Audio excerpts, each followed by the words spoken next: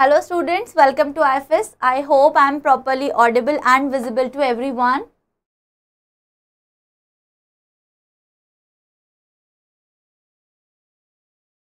So, in today's class, we will continue with whatever we studied in our previous class. So, we started with the Old and Middle English age. So, we looked for how Anglo-Saxons actually came into Britain, came into England, and how they started developing their literature into the English literature. Okay. So, basically they talked about the Germanic heroism that we spoke about. Then we also looked at that they came up with the poetry instead of prose. Yes. So, then these Anglo-Saxons were the peoples of 3 Germanic tribes. Which were these 3 Germanic tribes? So, basically these 3 Germanic tribes were, first one was Jute, second one was Anglos, and third one was Saxons. These 3 Germanic tribes came into Britain or England, and they started writing about English literature. Okay, but they had a mixture. Now, the language that they spoke, or in the language in which they wrote, was the dual, or it's a duet, or the combination of the Old Native Britain as well as the German. Okay, so these 2 language or German tribe language that they used to speak there. That was the combination of both of them.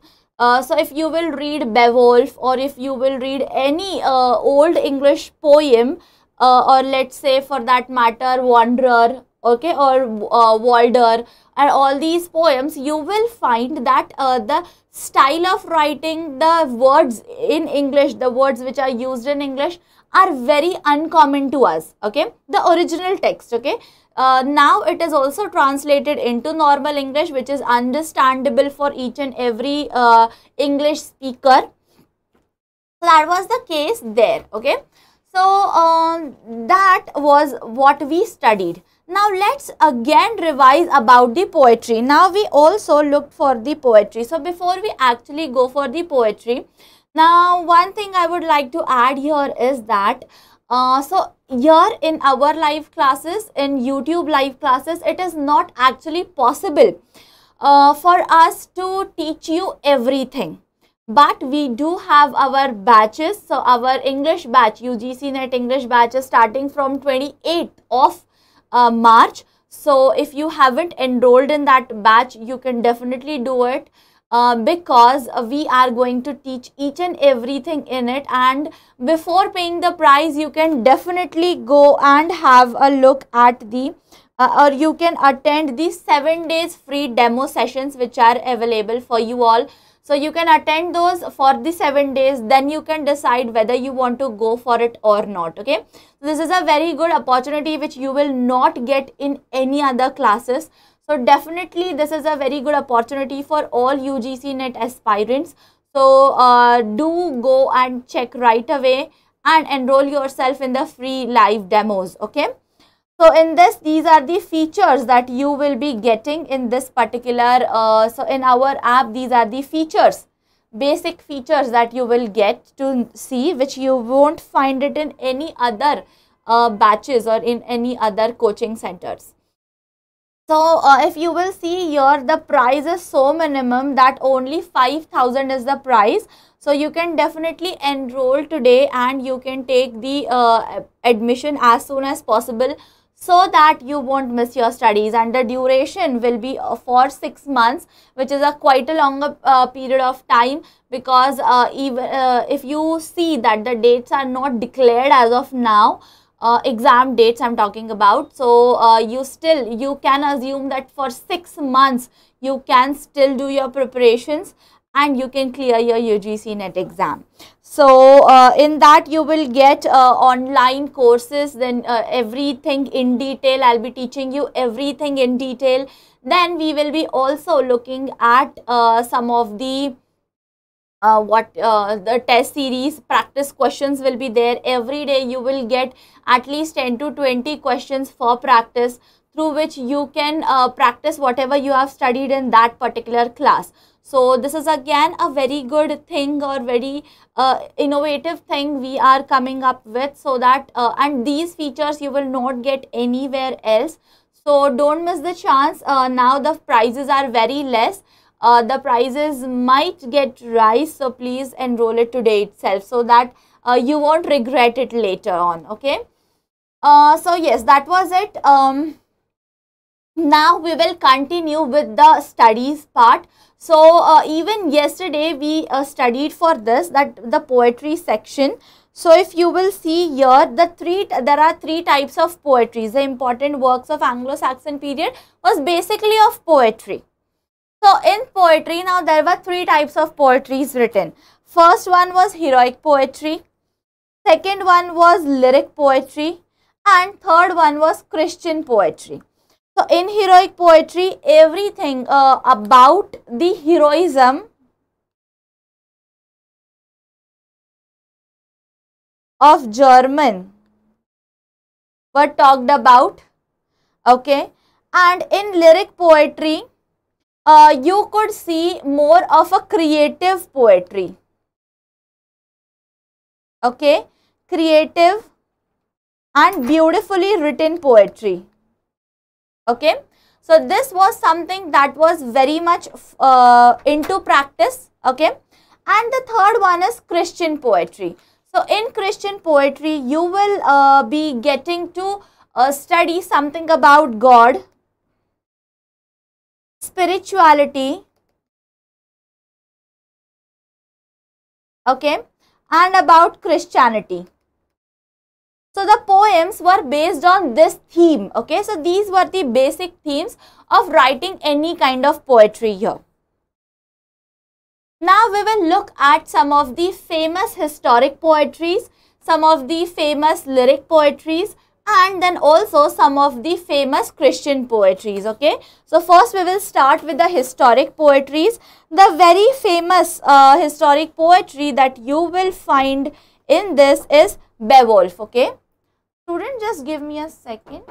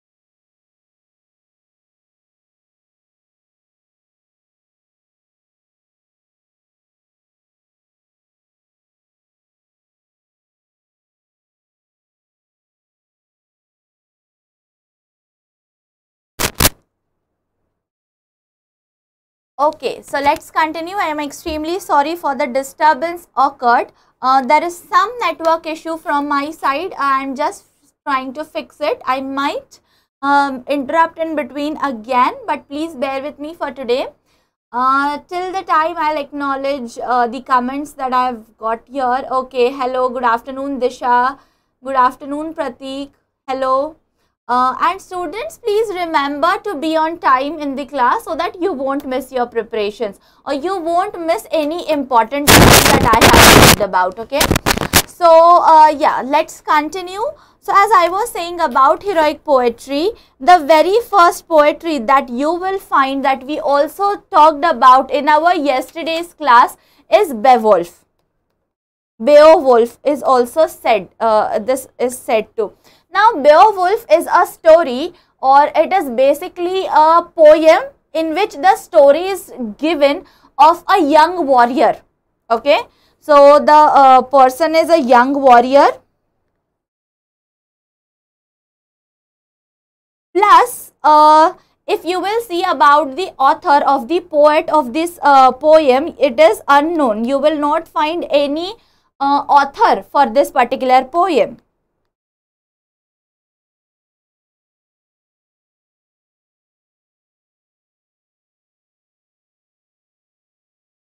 Okay. Then in this you will find the talks about heroism.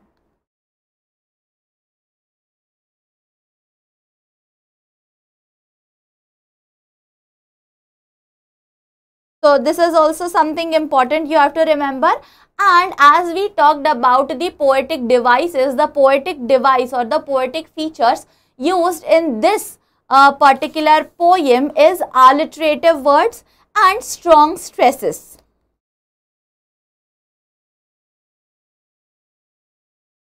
So what are the poetic features?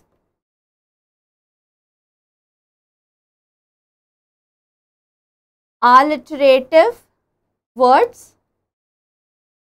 and strong stresses. Okay, remember this. Now, now again, the one more important thing you should know about Beowulf is that J.R.R. Tolkien wrote an essay called as On Translating Beowulf. So this is a very famous essay written by J.R.R. Tolkien. Okay, and it is what is there? What is the title of this essay?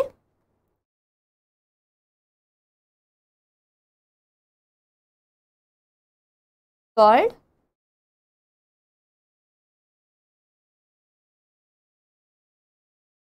On Translating Beowulf. Okay, so this is important. I will just highlight it so that it will be remembered for you. Even in our yesterday's class, I talked about this. So remember this, okay. The next important heroic poem is Walder.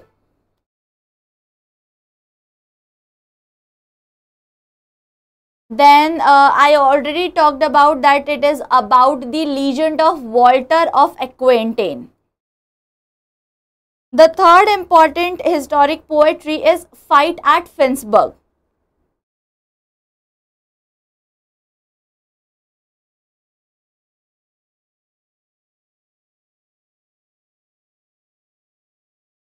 Then again another important work is by Witzit. It's a survey of heroes and people in Europe. Okay, so how the heroes are suffering or how the heroes are surviving. It is all in the book or in the poem Witzit. Okay, so these are the heroic poetry. Now we will talk about the lyric poetry. Okay, so there are different lyric poetry as well. The first lyric poetry that you will find is Wanderer. So I already told you what this Wanderer poem is all about. It is about the old man who talks about attack he faced.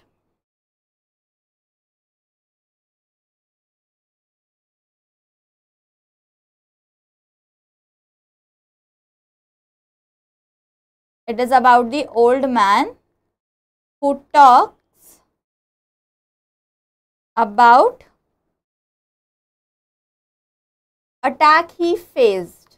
The attack that he faced, he talks about all of that attack in the, so this is basically descriptive poetries or explanatory poetries or something in which a lot of exaggeration or lot of talking is going on. Okay, so these kind of poetry is called as lyric poetry. The next is seafarer.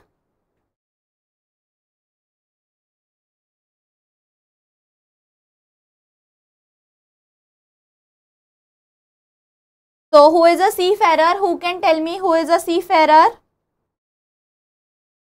So basically the person who goes on a voyage is called as seafarer. Or you might have also heard the word such as anchor, maybe the one who drives the or who actually drives the ship is called an anchor, right? So he is also called as seafarer sometimes. So this is this poem is all based upon, or it describes the desolate hardship of a wintry sea. So this story or this poem is all about the seafarer who is traveling or who is on a voyage, and at that time what he feels, how wintry the sea is, and everything related to that is talked in this poem. Okay, so just give me a second, I'll be back.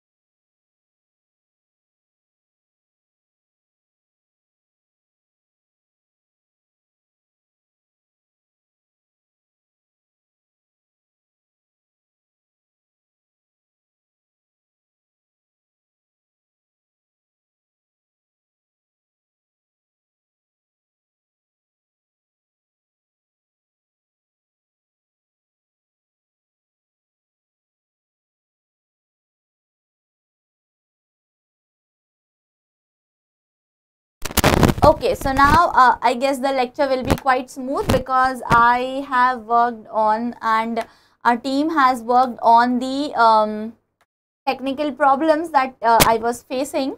Okay, so let's continue now. So as I was talking about seafarer, so this is a cold condition. So this is a wintry days in which the poet writes this poem about the seafarer, and the seafarer is actually on a voyage in the winter season.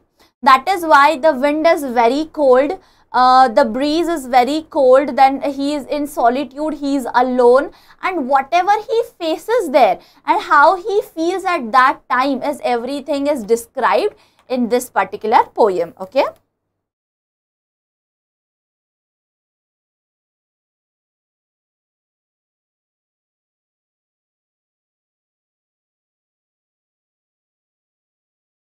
Describes the desolate hardship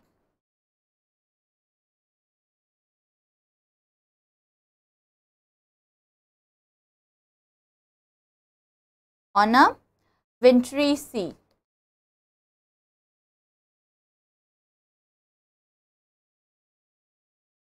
Okay, and this is the condition about the seafarer.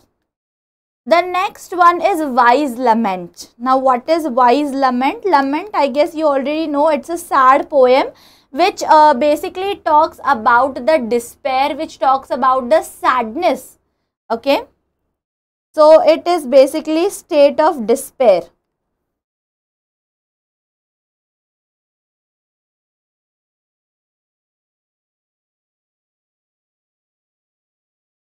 Then next is Deor's lament. In Deor's lament, he is a singer and lost his job. So because Lord banished him, so he is hurt now.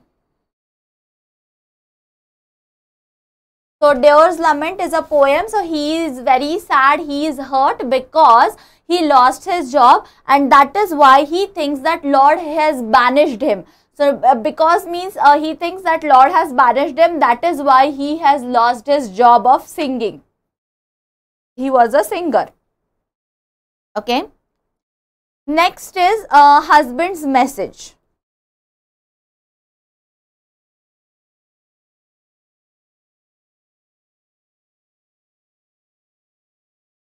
What is there in husband message? So it's a war period message by a soldier, and he explores his love towards his wife. He explains, he tells or expresses his love towards his wife, who is in a long distance relationship. So they are apart from each other, still they are in love with each other. So he misses her and he writes a letter to her. Okay, at the time of the war period. So these are the lyric poetry. The next we are going to talk about Christian poetry. So in Christian poetry, the major poets were, wait, I'll write poets, otherwise you will get confused. Who were the poets? Caedmon, Bede, Cinevols. These are the important poets, and which is the very important work written by. So the first we are going to talk about Dream of the Rood. So what is this rood? So it is a narrator is having a dream, and in it he is speaking to cross. So rood is basically the cross, Christian cross. Okay, and he is talking to that cross. So this cross, you might have seen Christian people wearing this cross sign, right? So that is called as rood. And this whole poem is about Dream of Rood, is all about this narrator or the poet. He has a dream, and in his dream he is speaking or he is talking to that rood, and whatever he talks we will get to see in this poem. Okay. So root is basically the cross. So now we saw about the poetry. Now we will also saw for the Anglo-Saxon prose. So now as we all know that there were not much Anglo-Saxon prose, okay, but let's discuss some of them. So there were not exactly prose, but there were some kind of translations that we will get to see here. So the very first we will find it about King Alfred, okay, and he encouraged, so in this you will find encourage education in English. So King Alfred actually or basically encouraged the learning or the education in English, because before that you might have seen that the writers or the poets were basically from Germany, or even though the writers who were there from England, they also they were more influenced by the Germans, right, because they brought literature with them. So that is why it was very it was needed to aware people about English education. So King Alfred encouraged people to get education in English.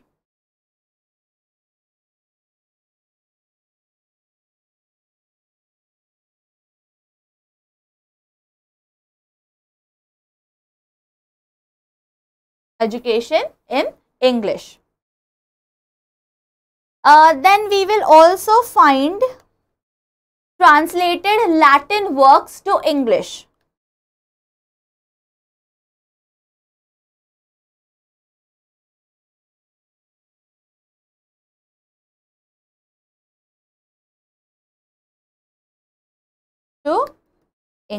Okay. Then started Anglo-Saxon Chronicle, published for 300 years, and in those books basically he talks about the historical record of Anglo-Saxon history.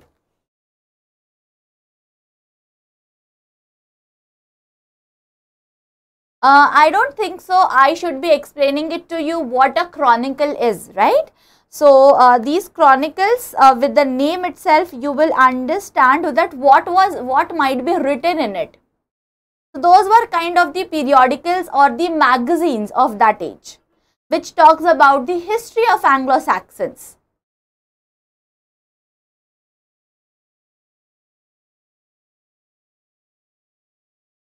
Published for 300 years. Can you imagine?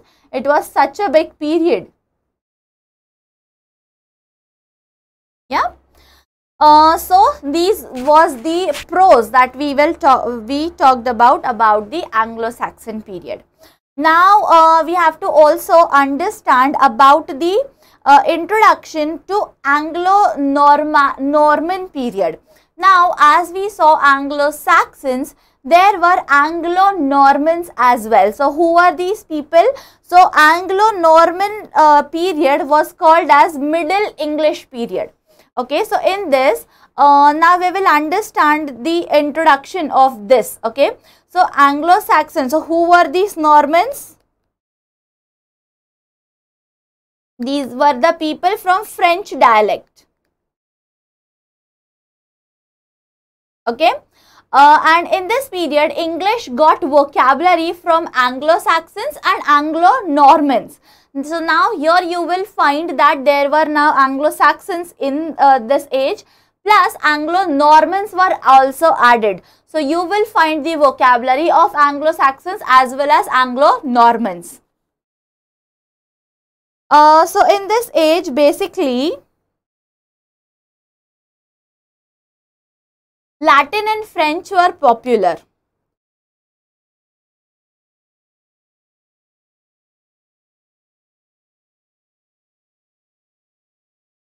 Okay, plus upper class people used Norman language.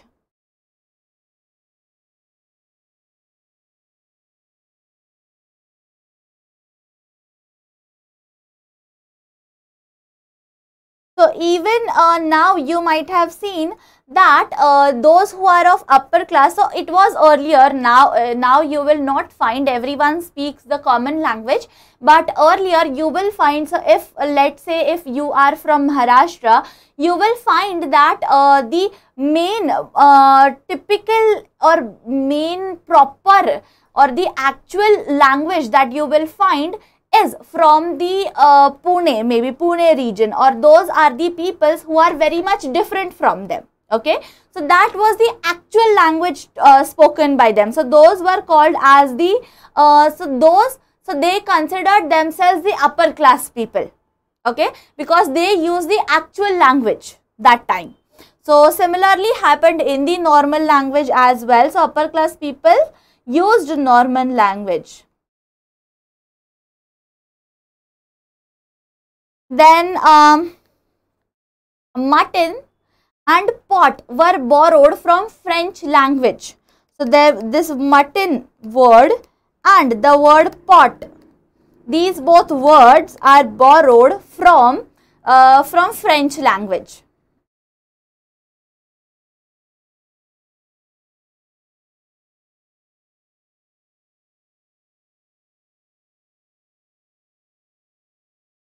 Okay. So this is also important to remember. What are the words which are borrowed from the French language? Mutton is a French word as well as pot. Now we have borrowed so many words, but earlier these were the first two words that were borrowed from French language. Okay, so you have to remember about them. Okay, so Rohan is asking about that how questions come from this topic. So basically they might ask who are the Norman people. Okay, so you should know that they were from the French dialect. In which age or in which period Norman people started coming up? So in the Middle English period. Okay, so these are some of the questions through which the questions might be asked. And then which are the famous words borrowed from French language? So mutton and pot are some of the words. Now we will talk about the crusades. Now what is crusades? Does anybody know what is the meaning of crusade? It is basically the war. Okay, so war means crusades. Now these wars or the crusades helps in the revival of classical literature. So it helps in the revival of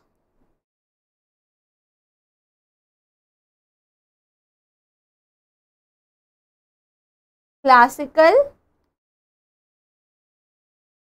literature. Okay. Then Pope was ruling the empire in this age. Who was Pope? Alexander Pope. Alexander Pope was ruling in this age, and that is why he started spreading Christianity in this age. So in the Middle Age, you will find more of a Christian, lot of people having Christian religion. Okay, and then he provoked people to fight against Muslims of Near East. And crusaders brought manuscripts and classics with them. So this is the background of these war situations, or what was the significance of these crusades. What happened after these crusades is something you should remember. So what you should remember, Pope was ruling at this time. Alexander Pope, the very famous king.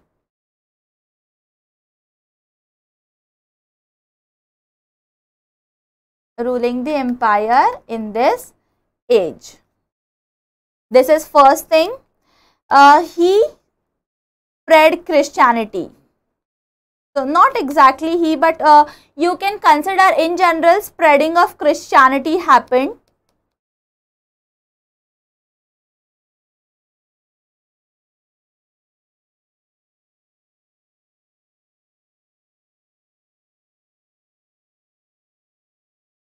Then Pope encouraged, or he actually provoked He basically provoked people to fight against Muslims. So then again it led to the Crusades.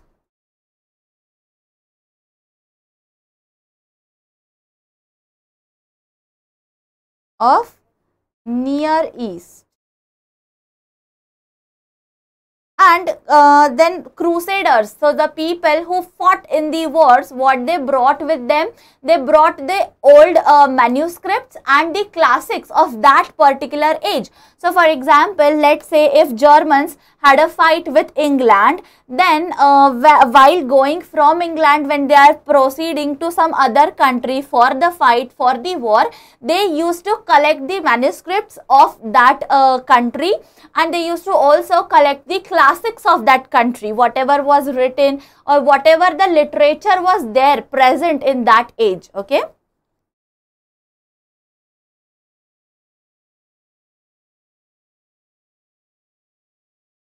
Crusaders brought manuscripts and classics. Okay. So this is something you should remember about the Crusades. Plus classic literature, you can call classics. With them from Greek. So here we will find the classics and the manuscripts from Greek. So as I gave you one example, you will find the classics from Greek and from Roman. Okay. Because more fights, because they were the ruling parties in that age. So they were the ones who started the wars and who also used to won the wars. Then church lost its power.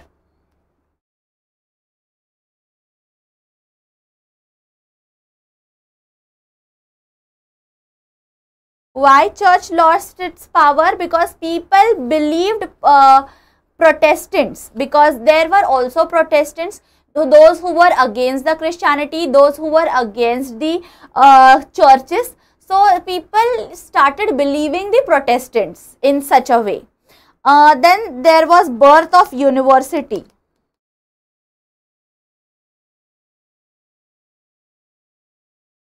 So this is another important thing happened.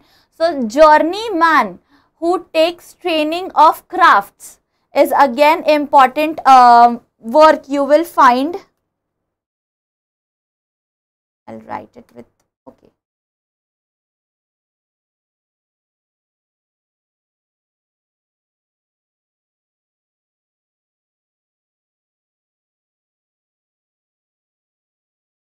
Who takes training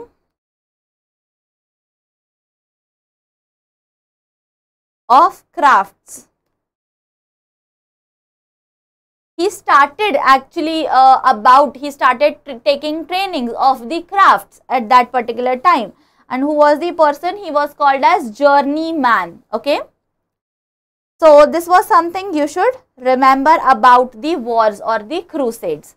Now we are going to talk about the literary characteristics. So now what are the literary characteristics? The first literary characteristic is that English became standardized, okay, and word order became uniform. So phonemes were used in this age. So what was the main aim or goal? That English should be standardized, because obviously everything was happening in England. So people of England wanted to make English, everyone should recognize English as a separate language. Okay. So English became standardized.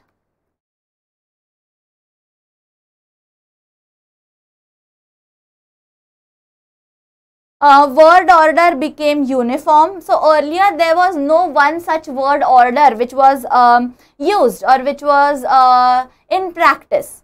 But later on in Middle English age or in Middle English period, you will find this.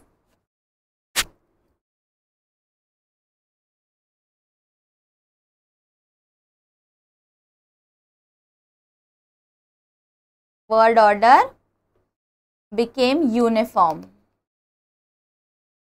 And phonemes were used. Phonemes, I hope you all know what a phoneme is.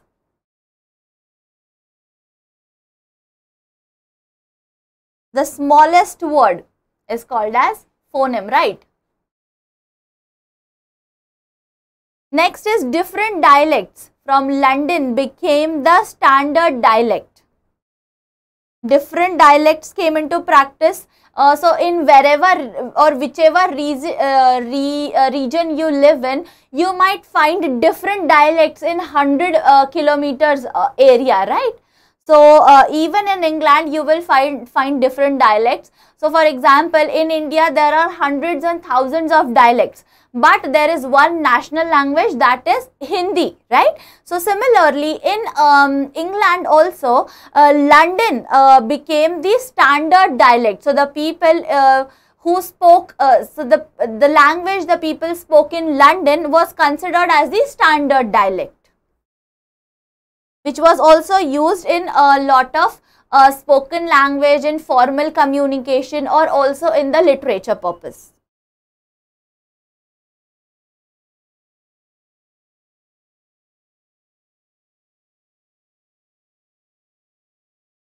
London became the standard dialect.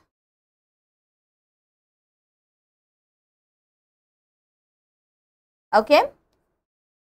Next is three cycles or stories or tales was very prominent. Let's understand these three cycles.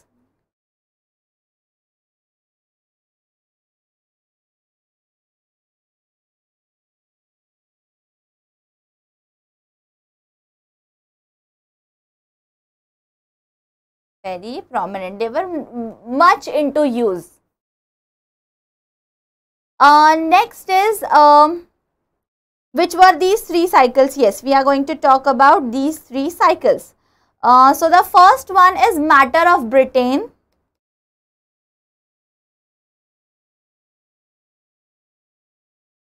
The second one is Matter of France.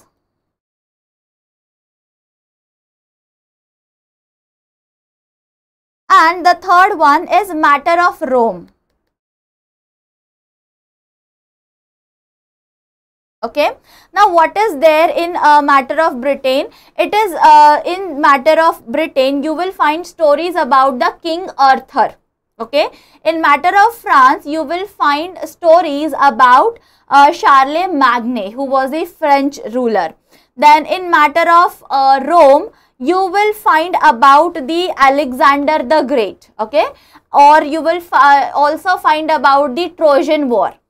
So I guess you all know about the Trojan War. Then here in this, the theme of these matters were adventure, then pursuit of country love or courtly love or knightly exploits. So these were the themes of all these basic matters.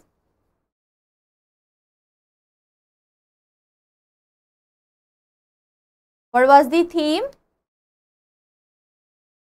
Adventures, pursuit of courtly love,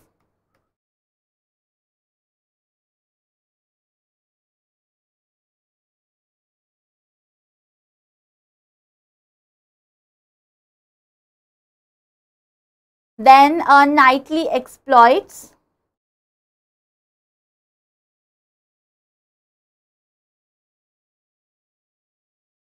okay, understood.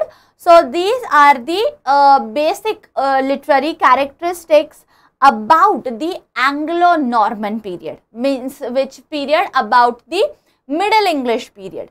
So this is the very basic literary characteristics you should remember about this particular age. Now let's understand or let's talk about the famous poets of this age. So the famous poets of this age are, first of all, Geoffrey Monmouth,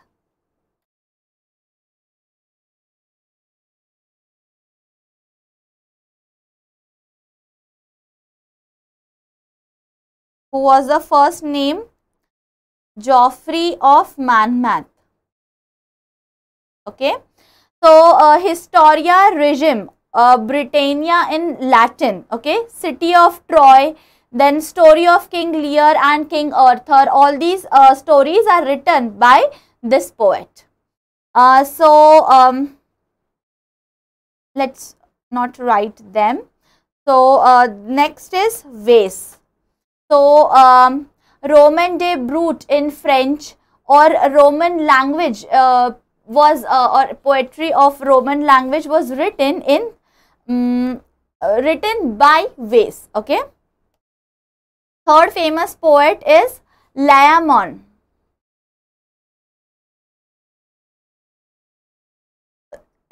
What was written by Layammon? Brut in English. Okay, and alliterative Middle English poem or Brutes of Troy. All these things are written by Layammon.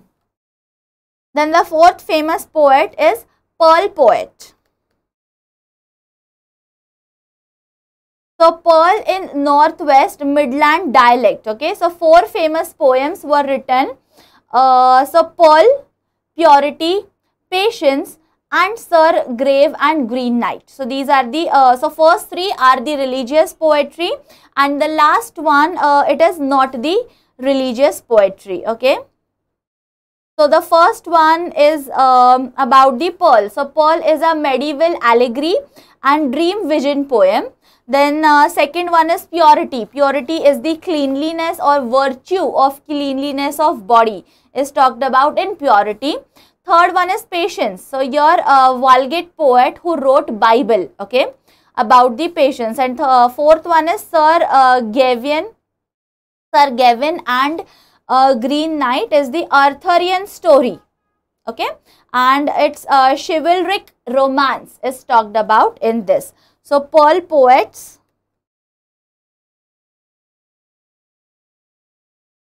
I'll just mention here 4 famous poems by Pearl poets.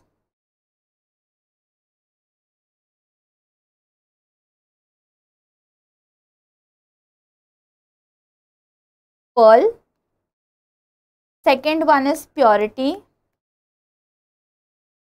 third one is Patience, and fourth one is Sir Gawain and Green Knight. Okay. So, first 3, these 3 are the religious poetry. Last one is a chivalric romance.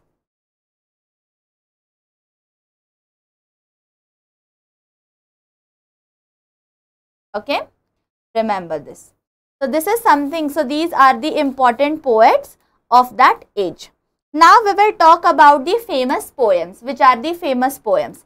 So, the first famous poems and the names of these poems are quite different and difficult to remember, but you don't have any choice, you have to remember them. So, it's the Chanson de Cheste, because they were somewhat influenced by the French, or it was some of them were written by in France or in the French language. That is why these names are like these. Yes. So, it belongs to Matter of France. Okay. So, it is the narrators, the legendary incident of France. They talks about the legendary incident that happened in France. And this is a genre, Song of Roland, famous poem, King Charlemagne. So, it's, as you all know, that the Matter of France is talked about on the Charlemagne. So, in this poem also you will find the influences of that. The next one is Owl and the Nightingale.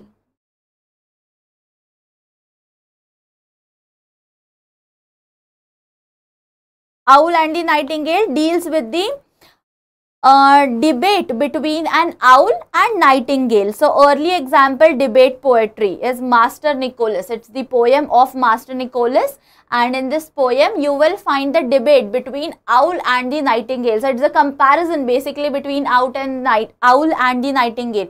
So if in this age, if you will think of the comparison, that is impossible, right?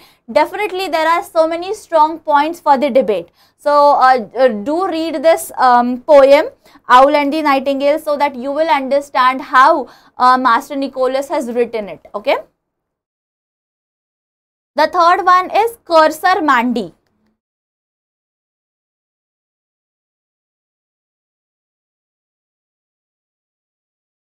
It's a religious poem. It deals with the universal history. So as we say, Sat Janam. So these concept is basically talked about in Cursor Mandi. Then again, we also have Ankren Rill.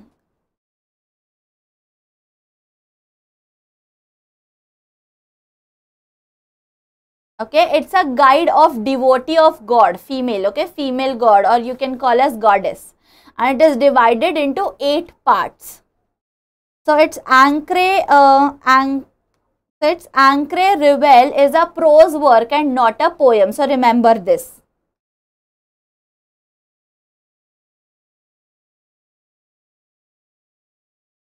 It's a prose. And what it talks about, it's a guide of devotee of God,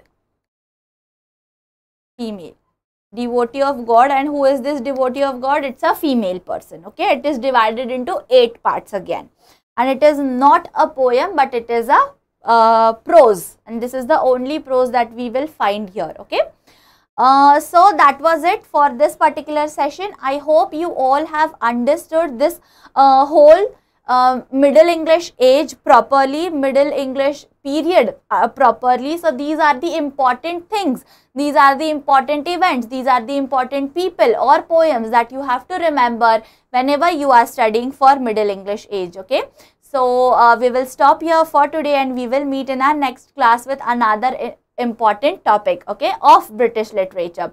Until the time we meet next, happy learning.